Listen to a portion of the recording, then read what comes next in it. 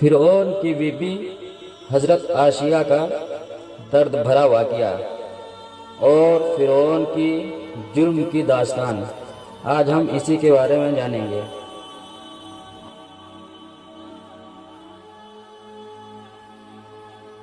حضرت عائشہ نے اللہ سے دعا مانگی کہ اے میرے پروردگار، میرے لیے جنت میں گھر بنا دے، مجھے فرعون اور اس کے برے عمل سے نجات بخش دے اور ظالم قوم سے چھٹکارا دلا دے۔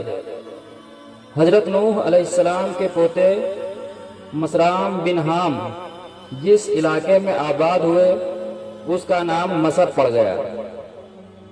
یہاں قبطی قوم پروان چڑھی اور فرعون کی حکمرانی ہو گئی۔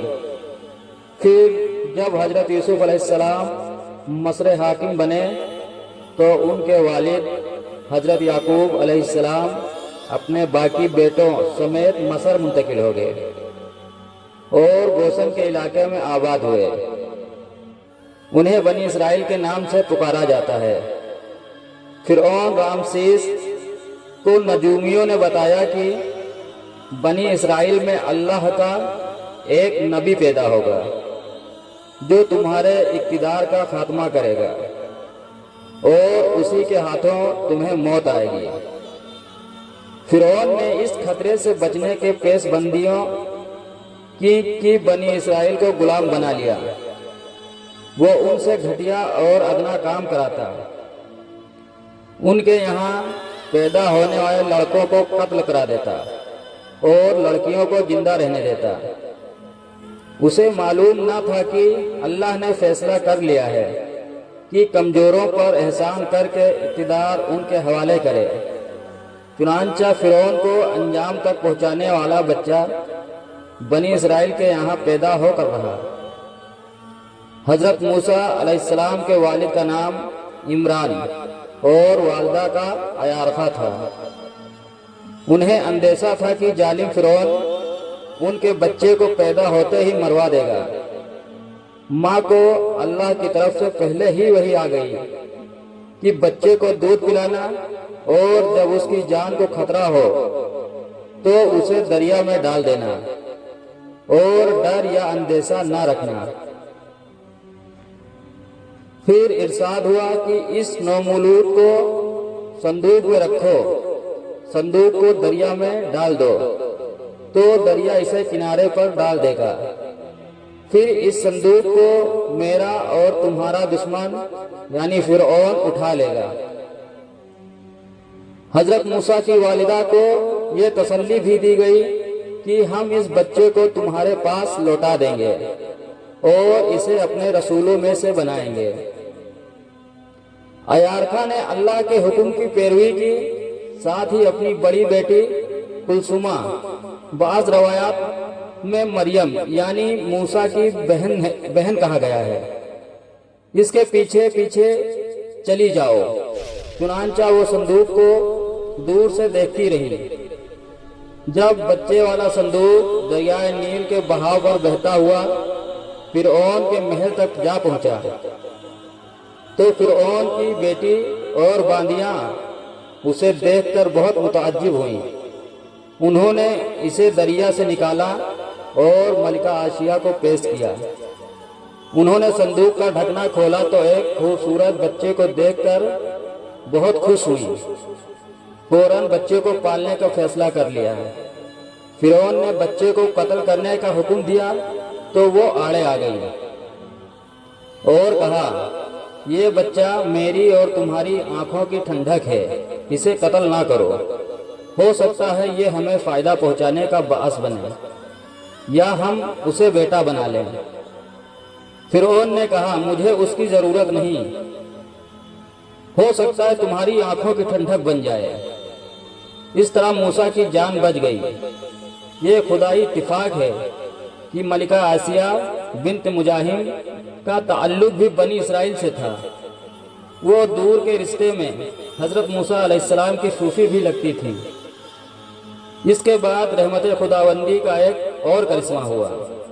اللہ کے حکم سے نومولود نے کسی بھی دایا کا دودھ پینے سے انکار کر دیا ترجمہ: ہم نے موسیٰ پر دائیوں کے دودھ حرام کر دیے۔ سورہ قصص آیت نمبر 12۔ محل والوں نے ایسی عورت کی تلاش شروع کر دی جس کا دودھ اس بچے کے موافق آ جائے۔ تب موسیٰ علیہ السلام کی بہن سامنے آ گئی اور کہا، کیا میں تمہیں ایسے اہل خانہ کی خبر نہ دوں جو تمہارے لیے اس بچے کو پالیں؟ تو عیارخواں آئیں اور موسیٰ علیہ السلام لپک کر ان سے چپک گئے۔ اس طرح اللہ کے حکم سے وہ اپنے ہی بچے موسیٰ علیہ السلام کی دایا بن گئیں۔ ان کے اور ان کے کنبے کے لیے شاہی وظیفے مقرر ہو گئے۔ حضرت موسیٰ علیہ السلام فرعون کے محل میں پل کر جوان ہوئے۔ اللہ تعالیٰ نے انہیں اپنا نبی مقرر کیا۔ یہ اس وقت ہوا جب وہ مصر سے مدین چلے گئے۔ اس واقعے میں بھی بعض روایات کے مطابق حضرت موسیٰ علیہ السلام کو حضرت آسیہ کی مدد حاصل تھی۔ تفصیل کے مطابق جب حضرت موسیٰ علیہ السلام سے کبتی مارا گیا تو یہ سیدہ آسیہ ہی تھی جن کی بروقت اطلاع اور مدد سے حضرت موسیٰ مصر سے نکلنے میں کامیاب ہوئے تھے۔ آسیہ حضرت موسیٰ علیہ السلام کی پرورش کے دوران ان کی نیک فطرت سے اچھی طرح واقف ہو چکی تھی۔ چنانچہ جب موسیٰ علیہ السلام نے اپنے نبی ہونے کا اعلان کیا اور فرعون کے جادوگروں اور ان کے جھوٹے سانپوں کو اپنے عصا سے شکست دی تو وہ فوراً ایمان لے آئیں، لیکن چونکہ اپنے شوہر رامسیس کے مجالم کو بھی خوب جانتی تھی اس لیے اپنے ایمان کا اظہار نہ کیا۔ ایک دن وہ اپنی بیٹی کو کنگھی کر رہی تھیں کہ ان کے منہ سے اللہ کا نام نکل گیا۔ انہوں نے کہا تھا، برباد ہو جو اس اللہ کا انکار کرتا ہے جو میرا، فرعون کا اور سب کا رب ہے۔ بیٹی بھی پکی کافر تھی، اس نے اپنے باپ فرعون کو خبر کر دی۔ فرعون نے انہیں طرح طرح کی اذیتیں دینا شروع کر دی۔ حضرت آسیہ کو دھوپ میں لٹا دیا جاتا، ان پر سانپ چھوڑ دیے جاتے۔ وہ جواب دیتی، میں موسیٰ علیہ السلام اور ہارون علیہ السلام کے رب پر ایمان رکھتی ہوں۔ فرعون نے ان کے کئی عزیز کو ذبح کرا دیے، لیکن انہوں نے پھر بھی فرعون کو رب نہ مانا۔ آخرکار فرعون نے ان کے ہاتھ پاؤں میں کیل گاڑ دیے اور سینے پر بھاری چٹان گرا دی۔ حضرت آسیہ نے اللہ سے دعا مانگی، اے میرے پروردگار، میرے لیے اپنے یہاں جنت میں ایک گھر بنا دے اور مجھے فرعون اور اس کے برے عمل سے نجات بخش دے اور مجھے ظالم قوم سے چھٹکارا دلا دے۔ روایات میں آیا ہے کہ حضرت موسیٰ یہ دلدوز منظر دیکھ رہے تھے۔ انہوں نے بھی دعا مانگی، اے اللہ، رنج و درد آسیہ سے اٹھا لے۔ اللہ تعالیٰ نے فرشتے بھیجے جنہوں نے حضرت آسیہ پر اپنے پروں کا سایہ کیا، پھر انہیں جنت میں محل دکھایا۔ وہ مسکرائیں اور اللہ نے ان کی روح کو اپنی طرف اٹھا لیا۔ حضرت آسیہ کا شمار جنت کی سب سے زیادہ فضیلت رکھنے والی خواتین میں ہوگا۔ قرآن مجید کی سورہ تحریم میں اللہ تعالیٰ نے اپنے دو پاک نبیوں حضرت نوح علیہ السلام اور حضرت لوط علیہ السلام کی بیویوں کی مثال بیان کی، جو نیک بندوں کی بیویاں ہونے کے باوجود کافر رہی اور جہنم کا ایندھن بنیں گی۔ ان کے ساتھ دو پاک دامن بیویوں کا ذکر فرمایا جو اپنی امت کی مومنہ عورتوں کی سرخیل ہوں گی۔